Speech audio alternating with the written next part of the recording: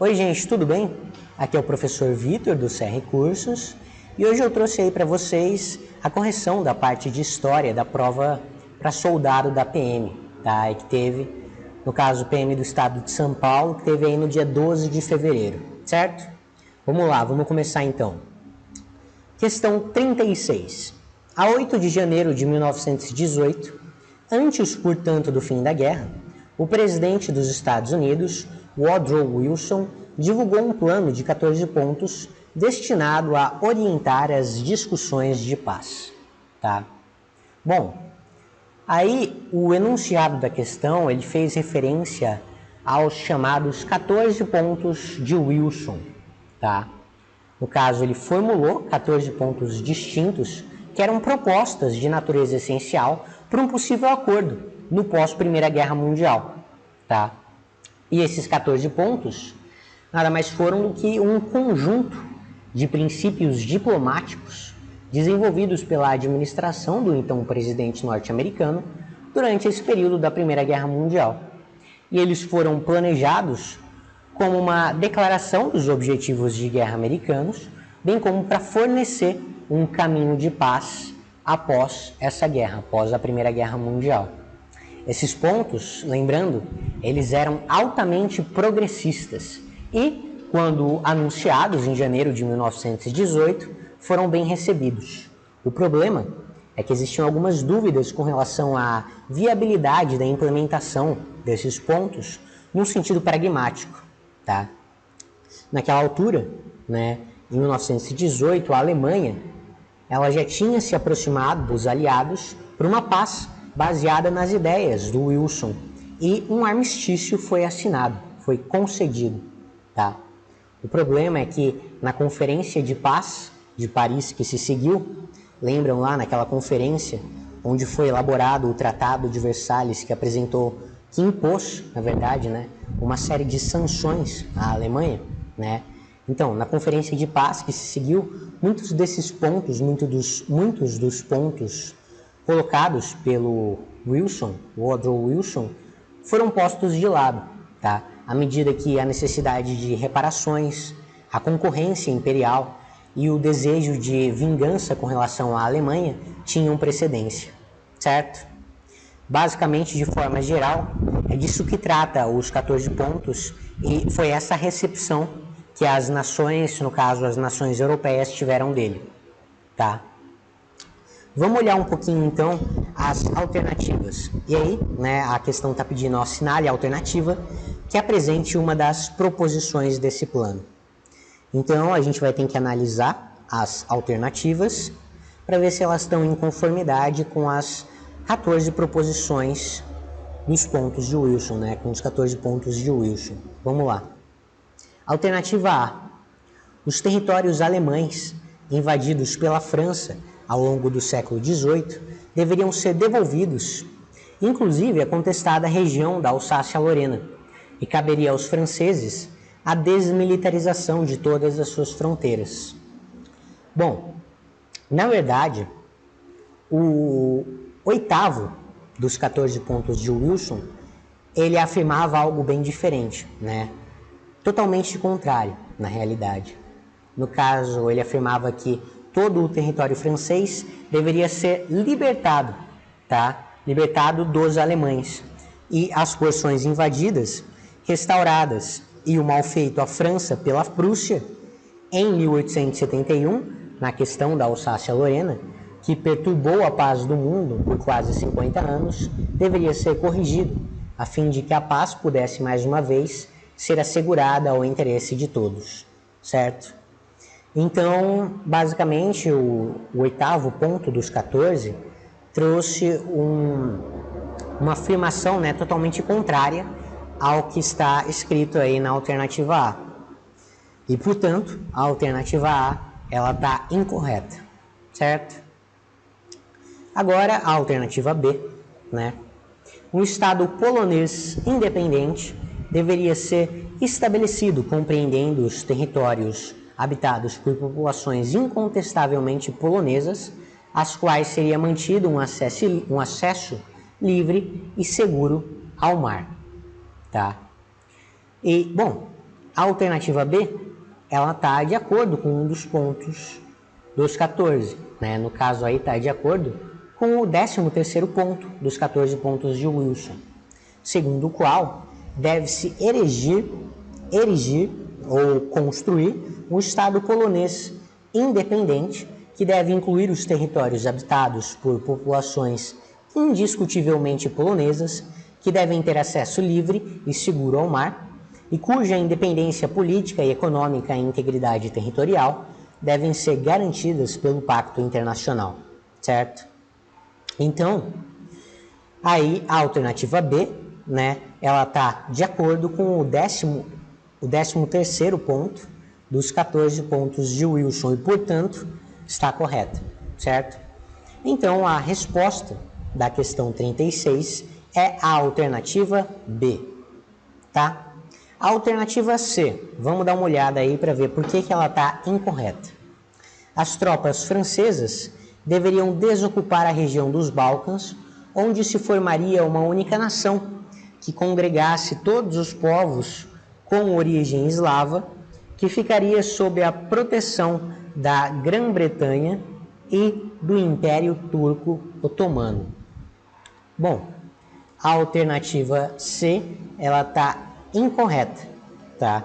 Isso porque, de acordo com o 11º ponto de Wilson, as relações dos vários estados dos Balcãs entre si, né, elas seriam determinadas por um conselho amigável ao longo de linhas historicamente estabelecidas de lealdade e nacionalidade, certo? E as garantias internacionais de independência política e econômica e da integridade territorial dos diversos estados dos Balcãs deveriam ser assumidas. Ou seja, não haveria a formação dessa única nação, tá, nos Balcãs que uniria todos esses povos de origem eslava, tá?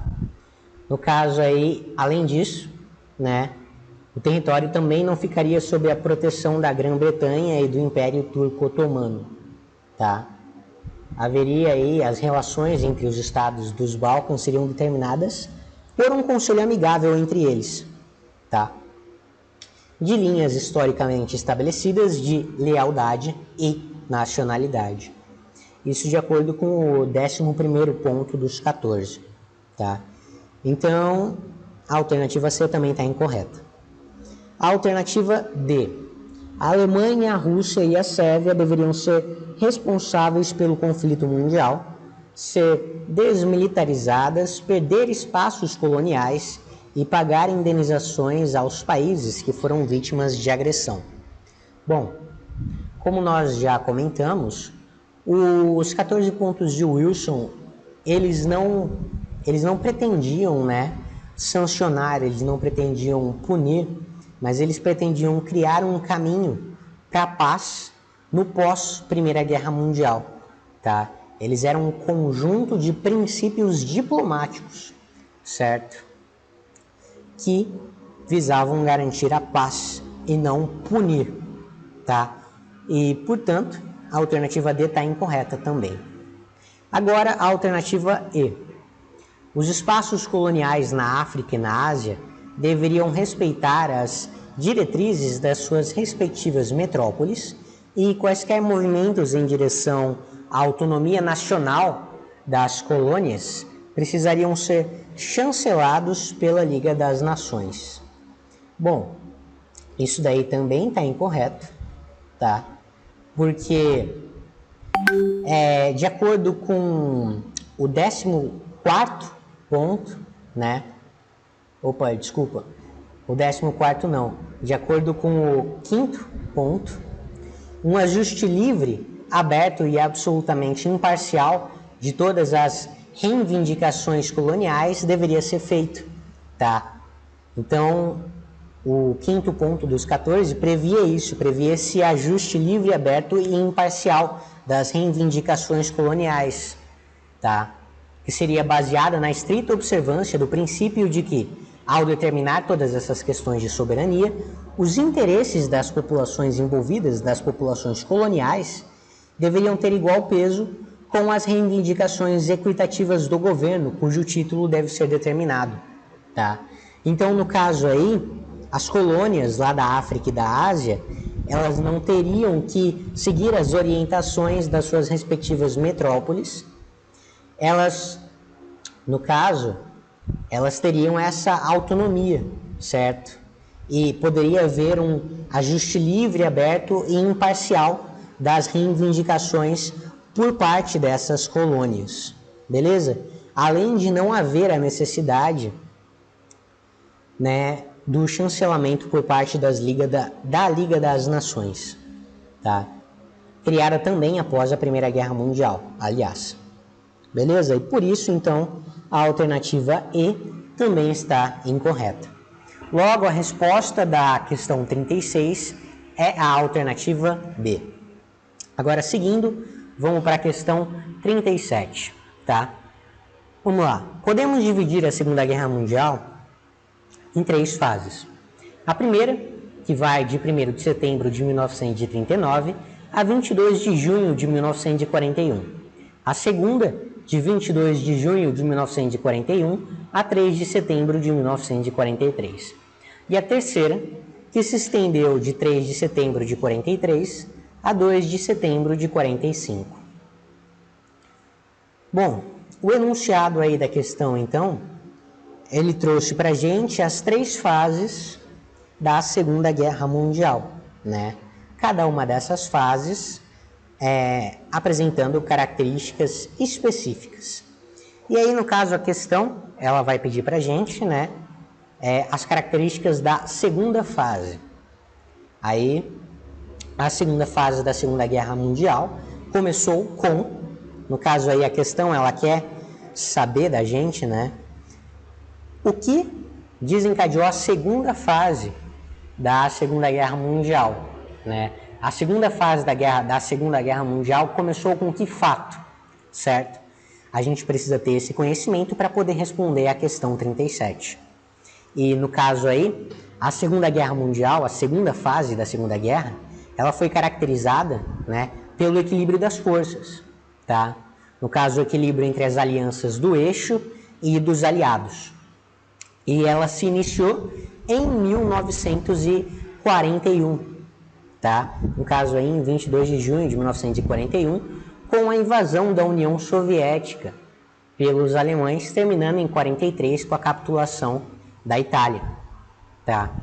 Então, como que começou a segunda fase da Segunda Guerra Mundial? Ela começou com a invasão da União Soviética pelos alemães. Os alemães, né, eles pretendiam invadir a União Soviética com o objetivo de ocupar as regiões de Leningrado, de Moscou, da Ucrânia e do Cáucaso, tá? No caso aí, a entrada do exército alemão, ela ocorreu pela Ucrânia e depois seguiu para Leningrado.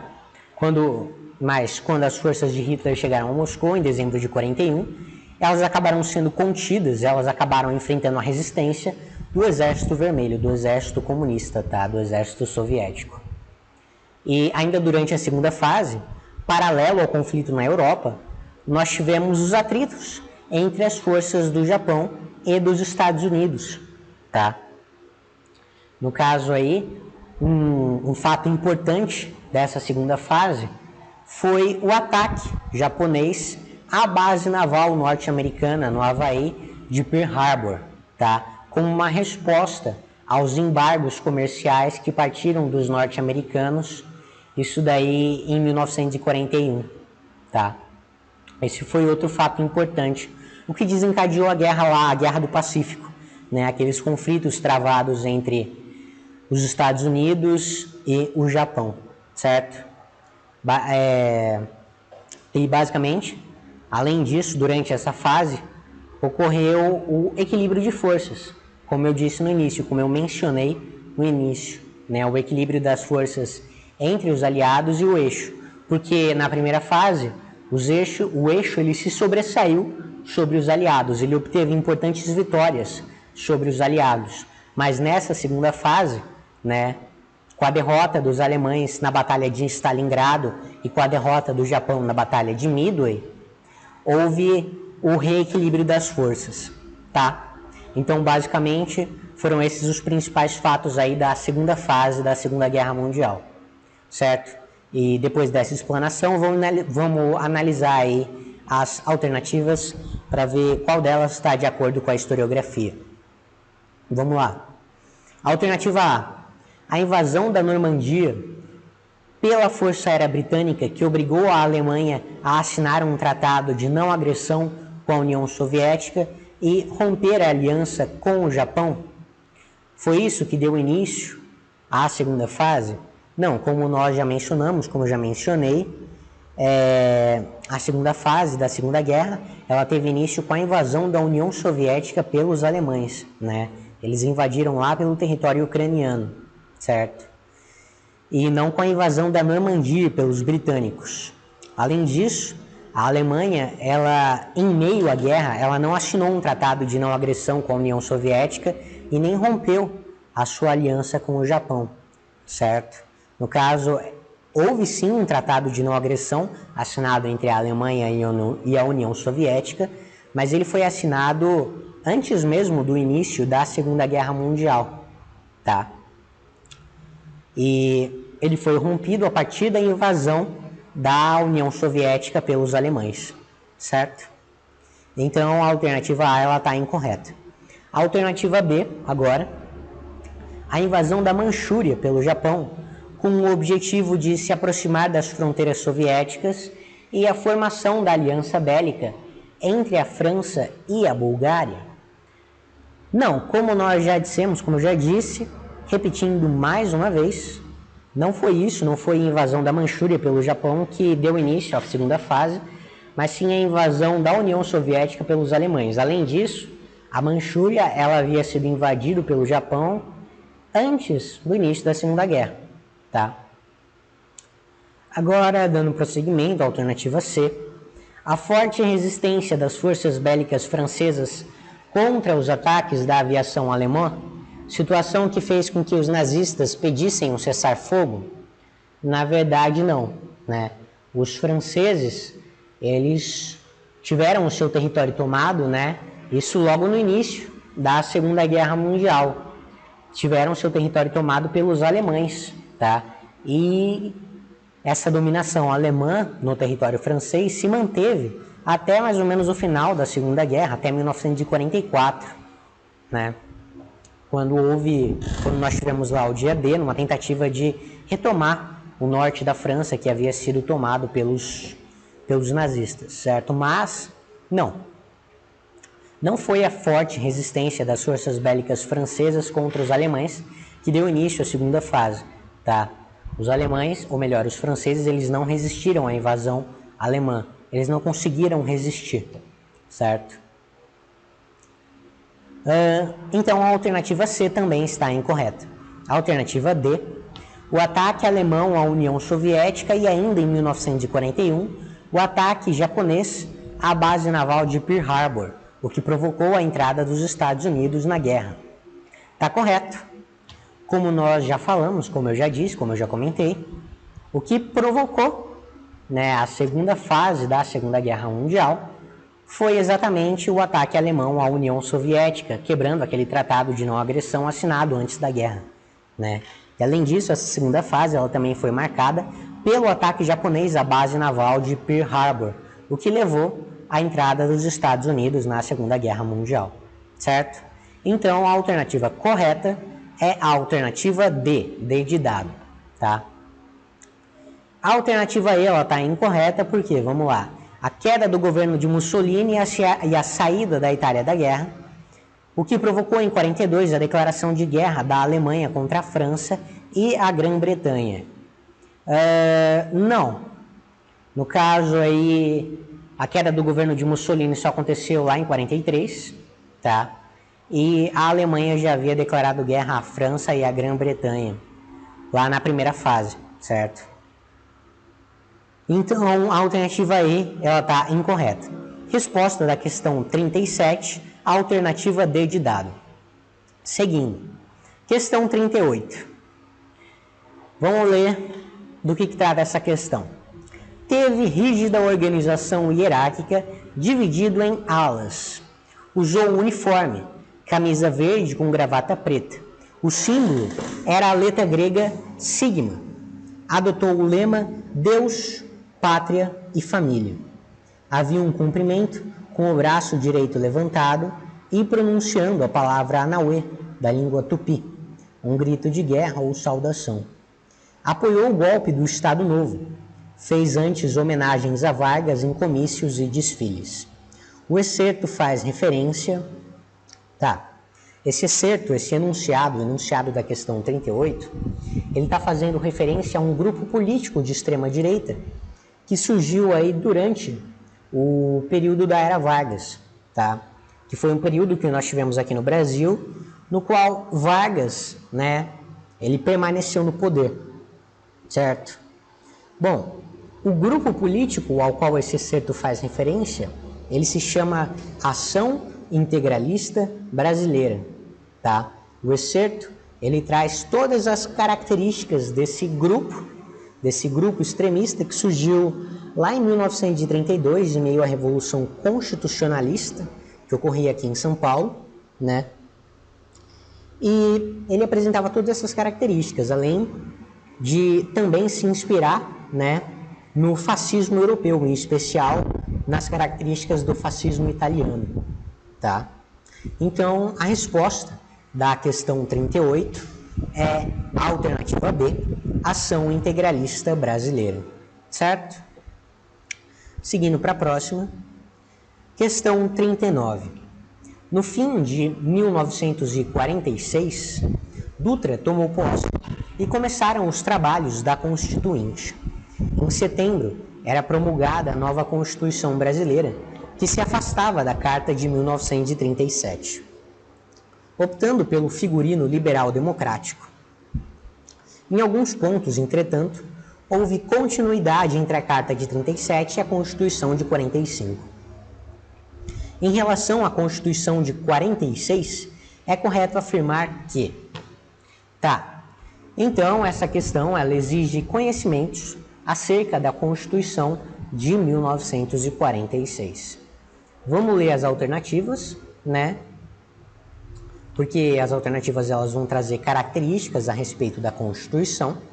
Vamos ler as alternativas e vamos ver se elas estão de acordo com a realidade, tá? Se elas estão de acordo com a Constituição.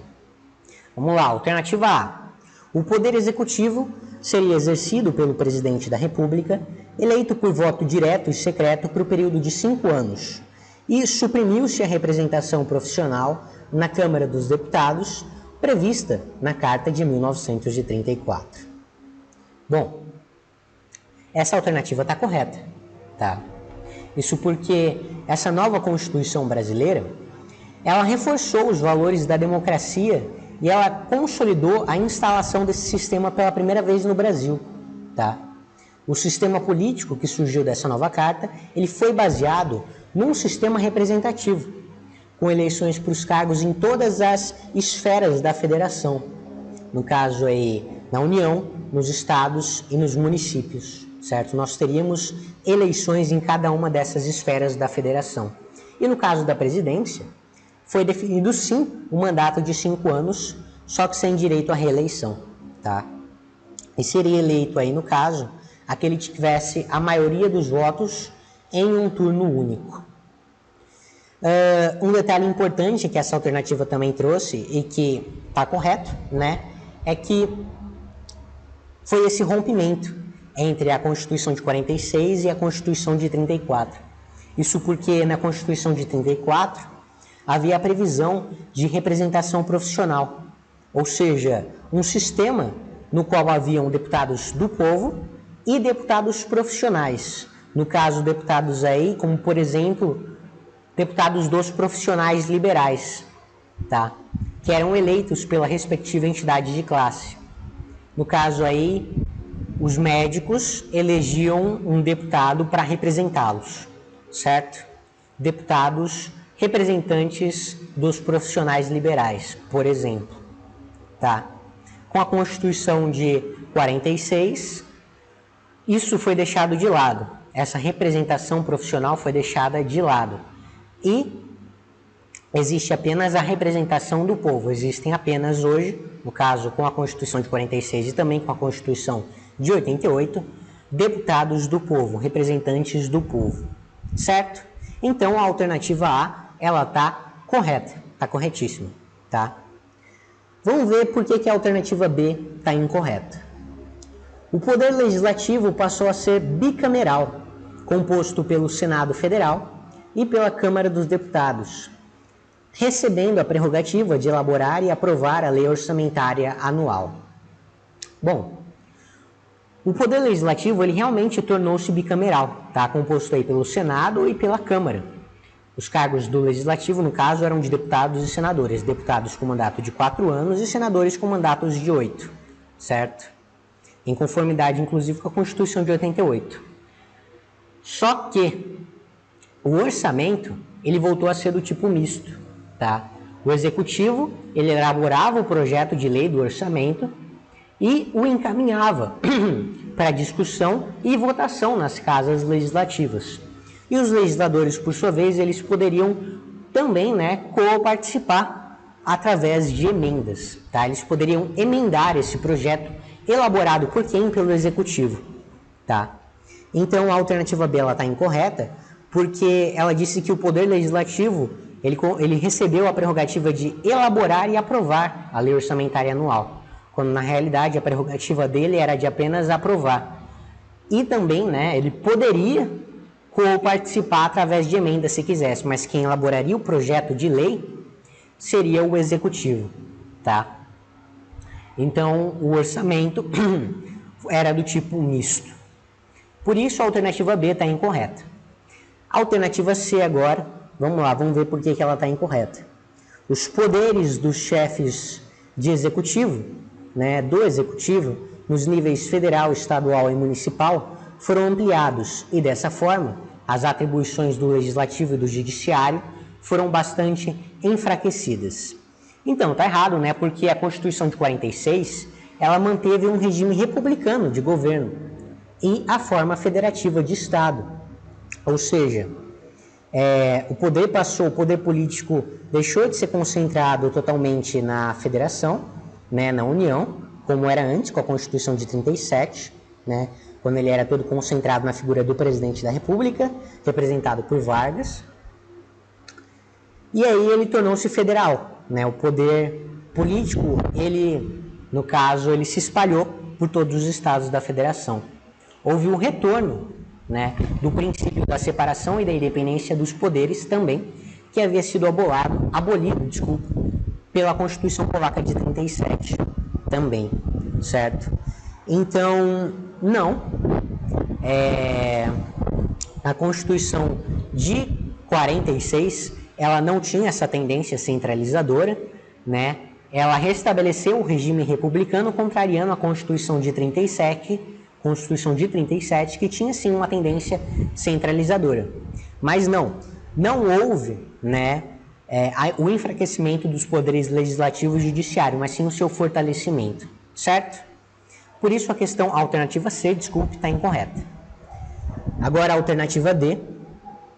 A organização dos trabalhadores foi radicalmente reformulada e os constituintes depuraram da legislação qualquer referência ao sistema presente no Estado Novo, como o fim do imposto sindical e da unicidade sindical. Então, ainda que eles tenham mantido quase todos os direitos trabalhistas, a Carta de 46, ela não assegurou totalmente o direito à greve, cuja redação ela foi pouco vaga, o que possibilitava transgressões pelo governo. E além disso, o corporativismo, a manutenção, ele foi mantido. O corporativismo, que era uma característica do governo de Vargas, ele foi mantido, que era um dos elementos mais marcantes do governo de Vargas, foi mantido, assegurando, por exemplo, o imposto sindical e a capacidade do Estado de intervir nos sindicatos. Então, está incorreta também a alternativa D, porque a organização dos trabalhadores não foi radicalmente reformulada, foram mantidos quase todos os direitos trabalhistas, apesar de não ter sido assegurado totalmente o direito à greve, como eu comentei, e, né, não houve a depuração na legislação de qualquer referência ao sistema presente no Estado Novo, não. Uma das características mais marcantes do Estado Novo, o corporativismo, foi mantido na Constituição de 46, tá? Assegurando, por exemplo, o imposto sindical, como eu comentei, e a capacidade do Estado de intervir nos sindicatos. Beleza? Então, a alternativa D está incorreta também. A alternativa E. Os estados federativos perderam consideravelmente a autonomia política e administrativa e os orçamentos estaduais passaram a depender de anuência das autoridades econômicas do governo federal. Então, isso aí nos remonta lá ao que eu já comentei na alternativa C. Tá? O que eu já comentei na alternativa C responde a essa afirmação da alternativa E, né? Porque a Constituição de 46 ela manteve o regime republicano de governo e a forma federativa de Estado, ou seja, o poder político antes concentrado, né, no governo federal, se espalhou pelos estados e municípios, que ganharam autonomia política, administrativa, político e administrativa para elaborar as próprias leis, para criar impostos próprios, certo? Por isso, né, a alternativa E também está incorreta. Beleza? Então, a resposta da questão 39 é a alternativa A, certo? Questão 40, agora. Às 10 da noite de 13 de dezembro de 1968, o ministro da Justiça, Gama e Silva, em cadeia nacional de rádio e televisão, fizeram uma rápida introdução de 5 minutos e passaram a palavra a Alberto Cury, que durante 18 minutos havia apresentado num tom monocórdico e solene o texto do ato institucional número 5. O ato institucional número 5 autorizava o presidente da República, entre outras possibilidades, certo? Bom, o ato institucional número 5, agora a gente está lá no período da ditadura militar, né? Estamos lá no período da ditadura militar e agora a gente tem que relembrar o que o ato institucional número 5 impôs, né? E basicamente ele concedeu amplos poderes ao presidente da República, possibilitando que o cara suspendesse direitos políticos, cassasse mandatos políticos de deputados, senadores, intervisse inclusive em estados e municípios, além de poder também suspender garantias constitucionais, como era o caso do contraditório e da ampla defesa, tá? Prisões arbitrárias poderiam ser determinadas pelo então presidente da República à época, certo? E nós tivemos uma série de consequências, como a cassação de 88 deputados, a aposentadoria forçada de ministros do STF e de professores universitários, além, óbvio, da censura à imprensa, né? Essas foram as principais características lá do ato institucional número 5. Agora vamos dar uma olhada aí nas alternativas para ver se alguma delas se encaixa. Alternativa A. O presidente poderia suspender os direitos políticos de parlamentares desde que houvesse permissão da Justiça, decretar estado de sítio apenas em caso de conflito externo e nomear prefeitos? Não. Os poderes dele eram bem mais amplos do que isso. Não havia necessidade de pedir permissão para a Justiça, tá? Ele não precisava, né, apenas em caso de conflito externo declarar estado de sítio, não. Ele não precisava nem pedir para o Congresso Nacional para decretar estado de sítio, certo? Tão amplos que eram os poderes dele. Então a alternativa A está incorreta. A alternativa B, manter o Congresso em recesso por até 30 dias, legislar por decreto nas cidades de áreas de interesse de segurança nacional, escolher os integrantes das direções dos partidos políticos, tá? Bom, não, tá? Ele poderia, por exemplo, manter o Congresso em recesso por quanto tempo ele quisesse, tá? Por tempo indeterminado, como ocorreu com o ato institucional número 5. Beleza? Então a alternativa B também está errada, já aí. A alternativa C, criar uma instância jurídica acima do Supremo Tribunal Federal, interferir na gestão de empresas privadas de capital aberto, determinar o valor máximo do superávit primário. Não, ele não poderia intervir na gestão de empresas privadas de capital aberto, tá? E no caso aí, ele não criou uma instância jurídica acima do Tribunal Federal, do Supremo Tribunal Federal, no caso. Mas, como eu disse, ele poderia simplesmente aposentar compulsoriamente os ministros do Supremo, tá? Então, ele tinha poderes acima deles. Mas a alternativa C também está incorreta, tá? Alternativa D, intervir nos estados e municípios, cassar mandatos parlamentares, suspender por 10 anos os direitos políticos de qualquer cidadão. Tá correto. Tá correto a alternativa D. Ela tá correta, ela tá em conformidade com as características que nós citamos aí no início, né? Antes de nós começarmos a ler as alternativas. Então a resposta aí é a alternativa D, tá? Ele poderia suspender garantias constitucionais, intervir em estados e municípios, cassar mandatos políticos dos parlamentares e suspender direitos políticos por 10 anos, né?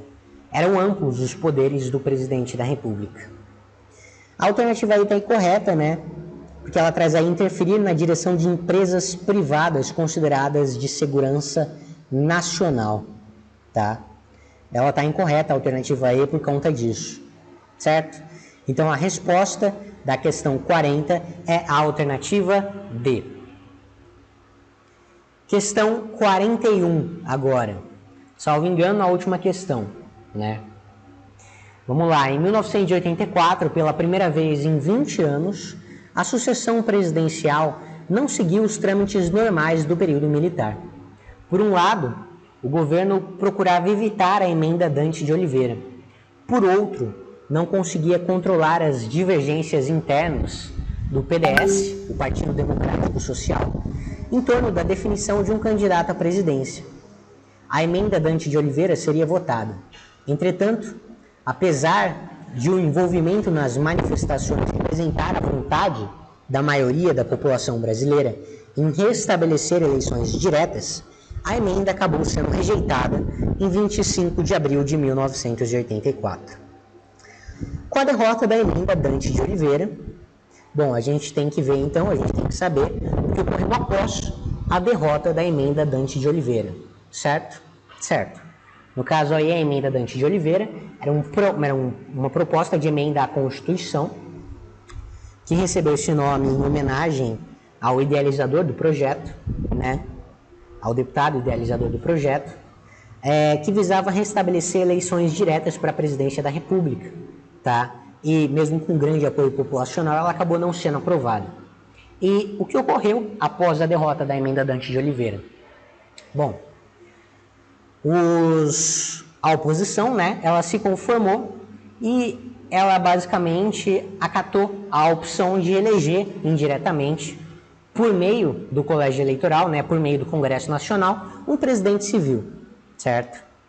E no caso aí, depois de intensas negociações entre os políticos e os governos, quem foi para o colégio eleitoral foram 2 candidatos.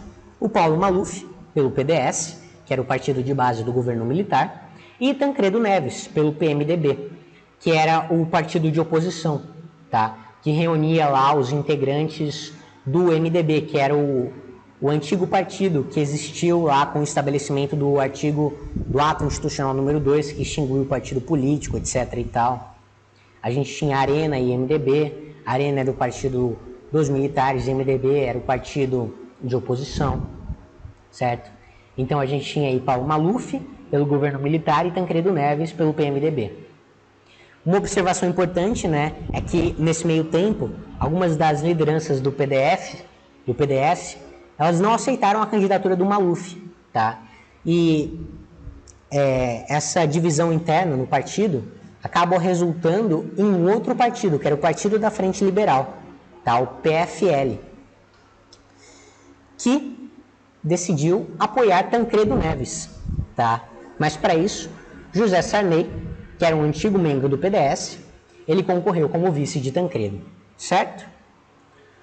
Então, essa aliança entre o PMDB e a Frente Liberal além de outros opositores ao regime militar, foi conhecida como Aliança Democrática, tá? Foi basicamente isso que ocorreu após a derrota da emenda Dante de Oliveira, essa formação da Aliança Democrática contra o governo militar, tá? Vamos analisar então as alternativas da questão 41 para ver se alguma delas bate com o que eu comentei. Alternativa A. A oposição liberal e setores progressistas se uniram em torno da candidatura do governador paulista Franco Montoro, do PMDB, que disputou e venceu o candidato situacionista Aureliano Chaves em eleições indiretas. Não, nada a ver, certo? Tá, não tem absolutamente nada a ver com o que eu comentei. No caso, quem foi para o colégio eleitoral, quem foi disputar as eleições no colégio eleitoral, foram Tancredo Neves e Paulo Maluf, certo? E não Franco Montoro e Aureliano Chaves, tá? A alternativa A está incorreta, então. A alternativa B. Grupos políticos mais conservadores, caso do PTB, Partido Trabalhista Brasileiro, assumiram a direção das manifestações públicas pelas eleições diretas e conseguiram impor uma vitoriosa candidatura situacionista no colégio eleitoral. Não também. O PTB não foi para o colégio eleitoral, não foi disputar as eleições presidenciais no colégio eleitoral, tá? Alternativa C. As forças políticas que defendiam a volta das eleições diretas mantiveram-se unidas e conseguiram aprovar uma reforma constitucional que determinava que o novo presidente seria eleito diretamente em 1988. Não também. No caso aí, eles não fizeram isso, as eleições elas foram mantidas e elas ocorreriam de forma indireta, como nós já comentamos. Alternativa D. Os partidos oposicionistas, com a liderança do PDT, condenaram a manutenção das eleições indiretas por meio do colégio eleitoral e colocaram em pauta nova emenda constitucional com o objetivo de eleições diretas em 1985. Não também, certo? E alternativa E, setores moderados da oposição, conduzidos pelo PMDB, aliaram-se ao PFL, partido fundado por dissidentes do PDS, e lançaram como candidato à presidência o governador de Minas Gerais, Tancredo Neves, do PMDB. Tá certíssimo, certo?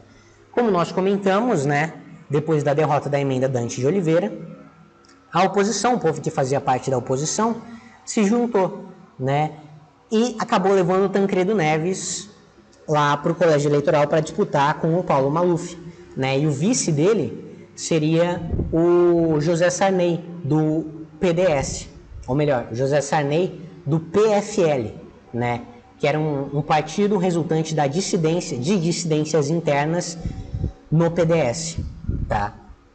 Então, no caso aí, a alternativa ela está correta, está em conformidade com o que foi exposto por mim e, portanto, está correta, tá? Então, a resposta da questão 41 é a alternativa E. Beleza? Então, gente, terminamos a correção aqui. Eu espero que vocês tenham acertado. Beleza? E até uma próxima.